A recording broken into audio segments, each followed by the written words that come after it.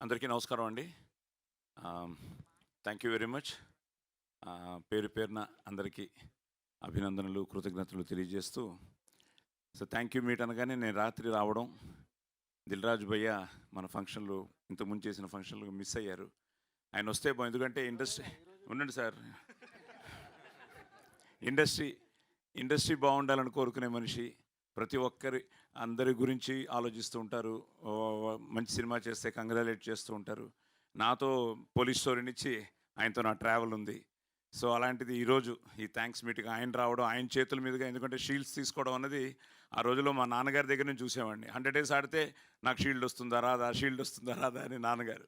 ఆ తర్వాత police story ఫంక్షన్కి ఎంత ఆనందపడ్డారంటే, బాబు నువ్వు హీరోగా షీల్డ్ తీసుకున్నావురా అని. ఆ రోజు దాసనారాయణరావు గారు వీళ్ళందరూ పెద్దవాళ్ళందరూ వచ్చి ఆశీర్వదించి నాకు పోలీస్ స్టోరీకి ఇవ్వడం జరిగింది. ఈరోజు మన యూనిట్ అందరికీ మొమెంటోస్ ఇవ్వడానికి దిల్రాజు గారు రావడం నిజంగా, ఇప్పుడు ఆయన చెప్పినట్టు నిజంగానే ఇంతకుముందు ఫోన్ చేయలేదు, కానీ ఈరోజు ఫోన్ చేశాను. ఫోన్ చేయగానే ఉంటారో లేదో, ఎంత బిజీయో నాకు తెలుసు. బాంబే వెళ్తున్నాను అన్నారు. టెన్షన్ స్టార్ట్ అయింది. ఎప్పుడు సార్ అన్నాను. సాయంత్రం అన్నారు. లక్కీగా మన వాళ్ళు 3 గంటలకే అన్నారు. సార్ 3 గంటలకే సార్, మీరు వచ్చి షీల్డ్స్ ఇచ్చి ఒక బాబుని ఆశీర్వదించి టీంని అభినందించి మీరు బాంబే వెళ్ళండి సార్ అడగగానే వచ్చినందుకు ఫస్ట్ మనం అందరం కలిసి దిల్రాజు గారికి పెద్ద థ్యాంక్స్ చెప్తూ ఆయనకి సార్